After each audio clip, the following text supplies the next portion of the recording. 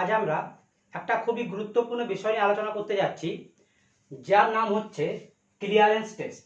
এই clearance test হচ্ছে একটা কিডনি ফাংশন টেস্ট। তো এই কিডনি ফাংশন টেস্টের এই ক্লিয়ারেন্স টেস্ট নিয়ে আজকে আমরা আলোচনা করব। কি দেখব যে এই টেস্টটা আসলে কি, হোয়াট ইজ ক্লিয়ারেন্স টেস্ট, এবং এই টেস্টটা কিভাবে করা হয় এবং কেন করা হয়, এই সমস্ত বিষয়গুলো নিয়ে আজকে আমাদের আলোচনা।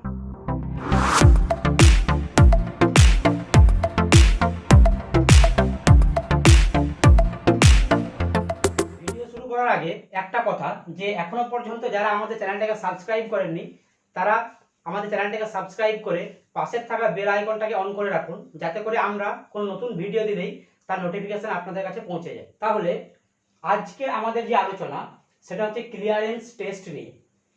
তো ক্লিয়ারেন্স টেস্ট নিয়ে ডিটেলসে যাওয়ার আগে আমাদেরকে জানতে হবে যে this test measures the actual excretory capacity of kidney. এর বাংলা করলে দাঁড়ায় যে এই যে ক্লিয়ারেন্স টেস্টটা আমরা করব, এই টেস্টটা করার ফলে আমরা কি জানতে পারবো? আমরা জানতে পারবো যে actual excretory capacity of the kidney, কিডনির যে এক্সক্রিটরি ক্যাপাসিটি আছে সেটা কতটা আছে এবং কিভাবে কতটা বা কাজ করছে, সেই বিষয়ে আমরা একটা ধারণা পাবো। ঠিক আছে? আর আমরা সকলেই জানি যে কিডনির অনেকগুলো কাজের মধ্যে একটা কাজ হচ্ছে এক্সক্রিশন। তাহলে সেই এক্সক্রিশন ক্যাপাসিটিটা কেমন আছে সেটা জানার জন্য আমরা এই ক্লিয়ারেন্স টেস্টটা করে থাকি। এরপর এই যে ক্লিয়ারেন্স টেস্ট, এই টেস্টটা আমরা কেন করব?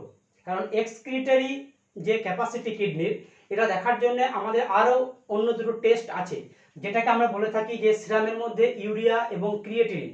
এই ইউরিয়া এবং ক্রিয়েটিনিনের টেস্ট বা লেভেলটা পরিমাপ করে আমরা বুঝতে পারি যে সেই কিডনির এক্সক্রিটরি ক্যাপাসিটি কেমন আছে। তাহলে আমাদের আবার নতুন করে ক্লিয়ারেন্স টেস্ট করার কি দরকার পড়লো? দরকারটা এই জন্যই, যেটা আমার এখানে লেখা আছে যে clearance test are considerably more sensitive and critically more useful than the test measuring retention of substance such as urea and creatinine. তার মানে হচ্ছে এই যে ক্লিয়ারেন্স টেস্ট, এই টেস্টটা কিন্তু ক্লিনিক্যালি খুব ইউজফুল এবং এটা sensitive more than the urea and creatinine level. কেন? তার মানে কি বললাম যে ইউরিয়া এবং ক্রিয়েটিনিন লেভেলে যে টেস্টটা আমরা করি সেটার চেয়েও সেন্সিটিভ এবং ক্লিনিক্যালি ইউজফুল হচ্ছে এই ক্লিয়ারেন্স টেস্ট। সেই জন্য আমরা ক্লিয়ারেন্স টেস্টটা করে থাকি। কেন সেন্সিটিভ বা ইউজফুল কেন? তার কারণ হচ্ছে যতক্ষণ না পর্যন্ত কিডনি ফাংশনের একটা সিগনিফিকেন্ট ডিক্রিজ হয় বা কিডনি যতক্ষণ না পর্যন্ত একটা সিগনিফিকেন্ট ড্যামেজ হয়, ততক্ষণ পর্যন্ত কিন্তু ব্লাডের মধ্যে ইউরিয়া বা ক্রিয়েটিনের পরিমাণটা সেই হারে বাড়ে না। ঠিক আছে? যখন কিডনির ফাংশনের একটা সিগনিফিকেন্ট ডিক্রিজ হয়ে যায়, তখনই একমাত্র ব্লাডের মধ্যে ইউরিয়া এবং ক্রিয়েটিনের পরিমাণ আমরা বেশি পাবো। কিন্তু যখন আর্লি স্টেজ, যখন কিডনি ফাংশন বা কিডনির যখন আর্লি স্টেজ যে ড্যামেজ আছে সেটাকে ডিটেক্ট করার জন্য আমাকে করতে হয় কি, এই ক্লিয়ারেন্স টেস্ট। বোঝা গেল তাহলে গুরুত্বটা কোথায়, কেন বেশি গুরুত্বপূর্ণ? এই গুরুত্বপূর্ণ এই জন্যই যে ব্লাডের মধ্যে ইউরিয়া এবং ক্রিয়েটিনের পরিমাণটা তখনই বাড়বে যখন আমার কিডনির সিগনিফিকেন্ট ড্যামেজ হয়ে গেছে অলরেডি, তখন আমরা ইউরিয়া এবং ক্রিয়েটিনের পরিমাণটা বেশি পাবো।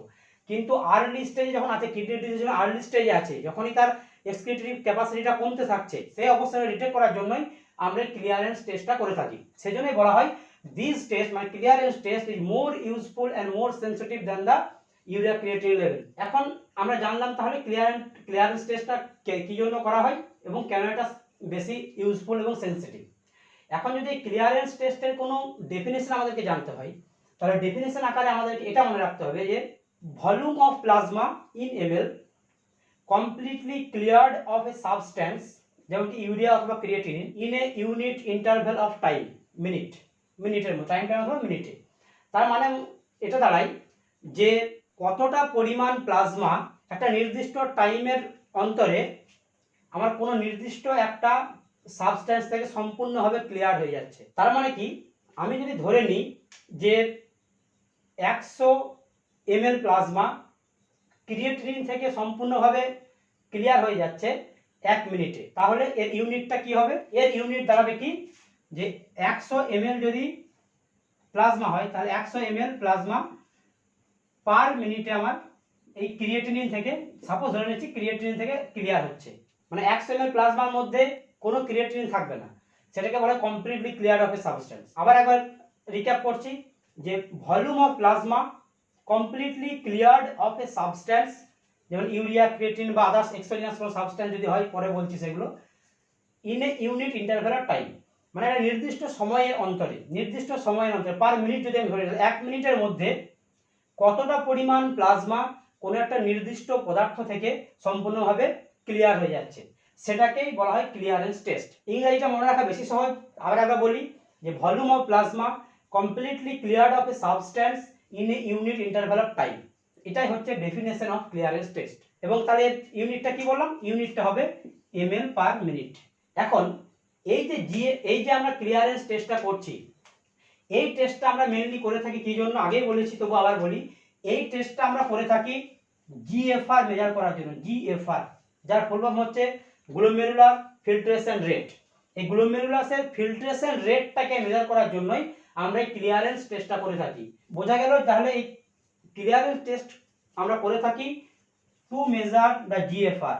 জিএফআর মেজারমেন্ট করার জন্য আমরা ব্যবহার করে থাকি ক্লিয়ারেন্স টেস্ট। এখানে খেয়াল রাখবে যে জিএফআর এর ফুল ফর্ম হচ্ছে গ্লোমেরুলার ফিল্ট্রেশন রেট।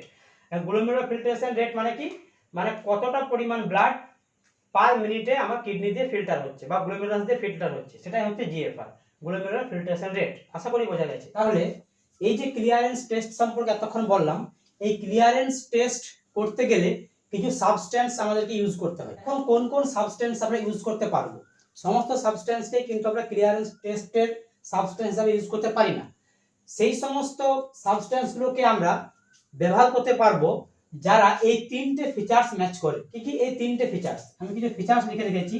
এই তিনটে ফিচার্স যে সমস্ত সাবস্টেন্স ম্যাচ করবে, সেই সমস্ত সাবস্টেন্সগুলোকে আমরা ক্লিয়ারেন্স টেস্টের জন্য ব্যবহার করতে পারি। যেমন প্রথম কি, যে সাবস্টেন্সটাকে আমরা ক্লিয়ারেন্স টেস্টের সাবস্টেন্স হিসেবে ব্যবহার করতে চাইছি, সেইটা যখনই একবার গ্লোমেরুলাস দিয়ে ফিল্টার্ড হয়ে গেল, তারপরে তার পরবর্তী যে প্রক্সিমাল কনভলিউটেড টিবিউলস বা ডিস্টাল কনভলিউটেড টিবিউলস থাকে, সেই টিবিউলসগুলোর মধ্যে থেকে সিক্রেট হতে পারবে না, অথবা সেই টিবিউলসের মধ্যে রিঅ্যাবজর্ব না হয়, সেটা দেখতে হবে। তাহলে this substance should neither be secreted or reabsorbed by the tubules। ঠিক আছে? আর কি দ্বিতীয় নম্বর হচ্ছে level in blood should be constant through out the day, মানে সারা দিন আমাদের ব্লাডের মধ্যে যেন সেই সাবস্টেন্সটার লেভেল যেন কনস্ট্যান্ট থাকে। তিন নম্বর কি, estimation procedure should be simple in blood and urine, এবং যে সাবস্টেন্সটা আমরা ব্যবহার করছি, সেই সাবস্টেন্সটা যখন আমি এস্টিমেট করব, ব্লাডের মধ্যে তার লেভেল নির্ণয় করব এবং ইউরিনের মধ্যে তার লেভেল আমরা জানার চেষ্টা করব, তো সেই প্রসিডিওরটা যেন সিম্পল হয়, বেশি কমপ্লিকেটেড যেন না হয়। তাহলে মোটামুটি এই তিনটে ফিচার্স যদি কোনো সাবস্টেন্স ম্যাচ করে, সেই সাবস্টেন্সগুলো দিয়ে আমরা ক্লিয়ারেন্স টেস্ট করতে পারি। এখন দুই রকমের সাবস্টেন্স আমরা ক্লিয়ারেন্স টেস্টের জন্য ব্যবহার করতে পারি। একটাকে বলা হয় এন্ডোজিনাস সাবস্টেন্স, স্পেলিং একটু ভুল আছে, এন্ডোজিনাস সাবস্টেন্স, আর একটা হচ্ছে এক্সোজিনাস সাবস্টেন্স। এন্ডোজিনাস মানে যেটা বডি থেকে অটোমেটিক তৈরি হয়, আর এক্সোজিনাস মানে যেটা বাইরে থেকে বডিতে পুশ করতে হয়। মানে এন্ডোজিনাসের মধ্যে কি কি ব্যবহার করতে পারি আমরা? ইউরিয়া আর হচ্ছে ক্রিয়েটিনিন। এই ইউরিয়া এবং ক্রিয়েটিনিনকে আমরা ক্লিয়ারেন্স টেস্টের জন্য ব্যবহার করতে পারি। আর এক্সোজিনাসের মধ্যে ব্যবহার করতে কি পারি?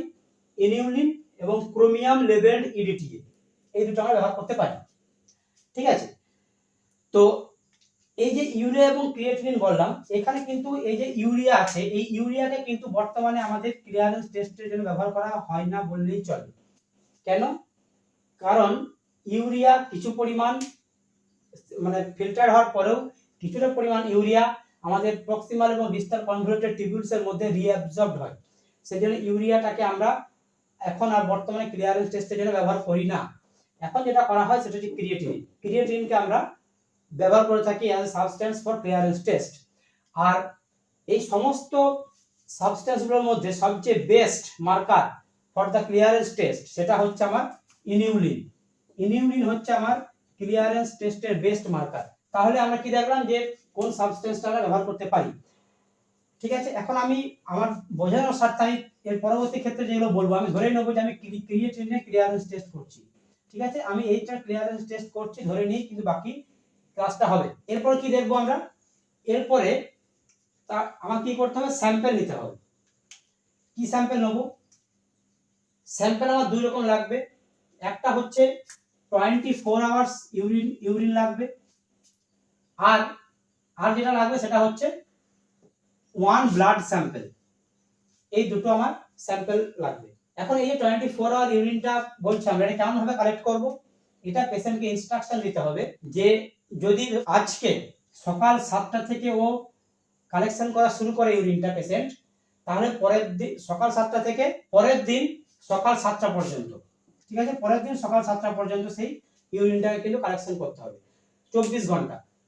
আর কি, আজকে থেকে যদি শুরু করতে চাই তাহলে আজকে যখন 7টার সময় উঠে ও ইউরিন পাস করবে, তখন ইউরিনের প্রথমবারটা ও কালেক্ট করবে না, তারপর থেকে যতবার ওর ইউরিন হবে পুরোটাই কিন্তু ওই আমার কালেকশন যে আমার ড্রাম থাকবে সেই তার মধ্যে কিন্তু পরের দিন সকাল 7টা পর্যন্ত এই 24 ঘন্টা যতবার ইউরিন করবে পুরো ইউরিনটাই কিন্তু আমাকে কালেকশন করতে হবে একটা জারের মধ্যে উইথ প্রিজারভেটিভস। আর একটা ইনস্ট্রাকশন এখানে পেশেন্টকে দিয়ে দেওয়া দরকার যে যে পেশেন্টটার আমরা ক্লিয়ারেন্স টেস্ট করতে চাইছি সেই পেশেন্ট যদি কোনো রকম ডাইউরেটিক মেডিসিন যদি ব্যবহার করে, যেমন ল্যাসিক্স একটা খুব কমন নাম, এই ধরনের কোনো মেডিসিন যদি ব্যবহার করে থাকে তাহলে সেই মেডিসিনটা ব্যবহার বন্ধ করে তারপর টেস্টটা করতে হবে। কেন?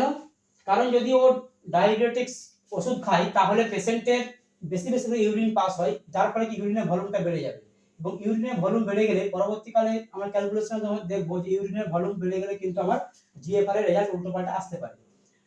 তাহলে এটা ইউরিনের ব্যাপার। আর একটা হচ্ছে 1 ব্লাড স্যাম্পল। এই ব্লাড স্যাম্পলটা কখন নেব? এই ব্লাড স্যাম্পলটা নিতে হবে এই সকাল 7টা থেকে পরের দিন 7টা AM এই মাঝের সময়ে কোনো একটা সময় এই ব্লাডের স্যাম্পলটা নিতে হবে। এটা হচ্ছে আইডিয়াল টাইম। ক্লিয়ার? তাহলে আমার এখন স্যাম্পল আমি পেয়ে গেছি, ইউরিনের স্যাম্পল পেয়ে গেছি 24 আওয়ার, এবং একটা ব্লাড স্যাম্পলও পেয়ে গেছি। এরপরে আমরা কি করব? এরপরে আমাদের কিছু কাজ থাকে। সেই কাজগুলো কি? এখানে আমরা দেখতে পাচ্ছি সেই কাজগুলো পরপর লেখা আছে। প্রথম কি করতে হবে?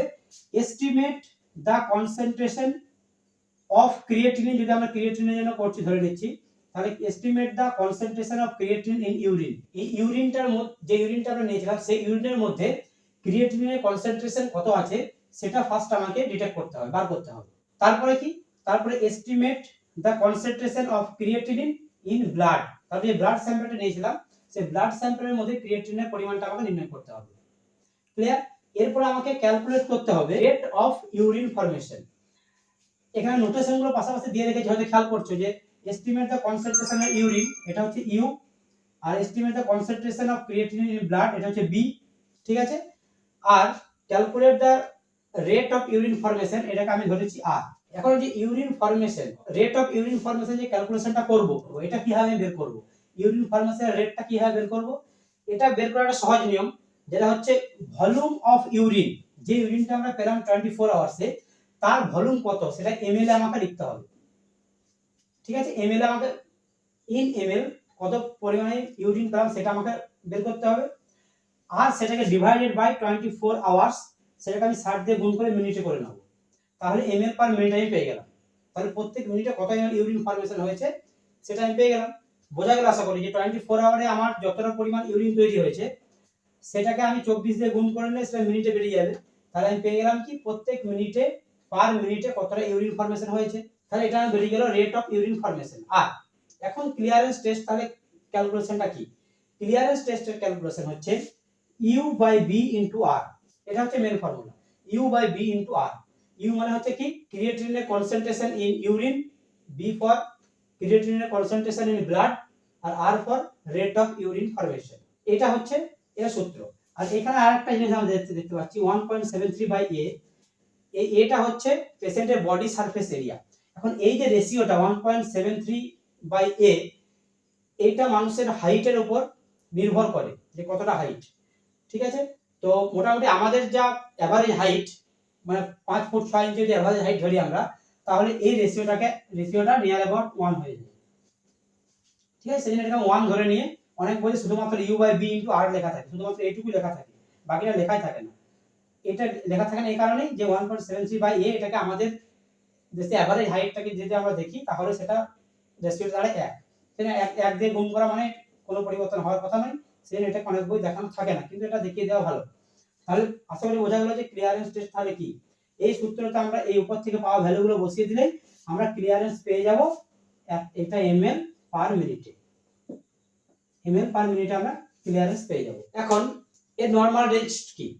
ইনিউলিন যদি আমরা ব্যবহার করি, ইনিউলিন যদি বা এক্সোজেনাস সাবস্টেন্স ইনিউলিন বলেছিলাম, এই ইনিউলিনটা হচ্ছে best marker for clearance test, আগে বলেছি। এখন যে ইনিউলিন যদি আমরা ব্যবহার করি তাহলে সেক্ষেত্রে তার নরমাল রেঞ্জ হবে 125 ml পার মিনিট। আর যদি ক্রিয়েটিনিনের ক্লিয়ারেন্স টেস্ট করি তাহলে তার হবে 100 থেকে 110 ml পার মিনিট।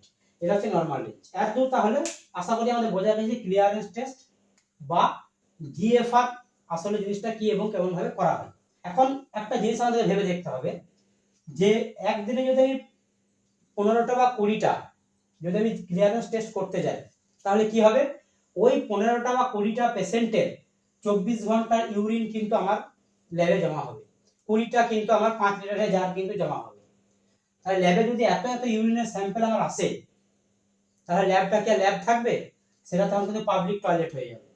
সেই জন্য এই যে অসুবিধাটা বা এত যে প্রসিডিংস আছে, এই প্রসিডিওরগুলোকে এড়ানোর জন্য এবং এই যে হিউজ একটা ইউরিন স্যাম্পল আমাদের ল্যাবে আসছে, এটাকে ওভারকাম করার জন্য নতুন কনসেপ্ট এখন আমাদের এসেছে, যার নাম হচ্ছে ইজিএফআর। EGFR clear? এর ফুল নাম হচ্ছে এস্টিমেটেড জিএফআর।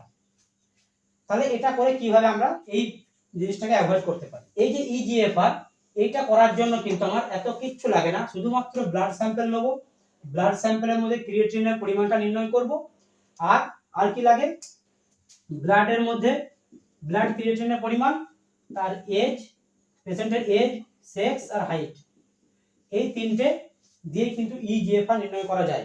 ইজিএফআর এর অনেক ক্যালকুলেটর এখন আমাদের প্লে স্টোরে অ্যাভেলেবেল আছে।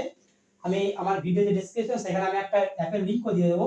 সেই অ্যাপটা ডাউনলোড করে তার মধ্যে কিন্তু যদি আমরা এই ব্লাডের মধ্যে ক্রিয়েটিনের পরিমাণ, এজ, সেক্স এবং হাইট পেশেন্টের দিয়ে দিলেই আমরা একটা এস্টিমেটেড একটা জিএফআর আমরা পেয়ে যাব। সেই জন্য এই ইজিএফআর এখন বর্তমানে সবচেয়ে বেশি ইউজ হচ্ছে এই নরমাল জিএফআরটাকে এড়িয়ে। আশা করি সমস্ত জিনিস বোঝা গেছে, এবং যদি কোনো কারোর কনফিউশন এই সমস্ত এই ক্লাসটা নিয়ে থাকে তাহলে কমেন্টের মাধ্যমে আমাদেরকে জানাতে ভুলবেন না। Thank you.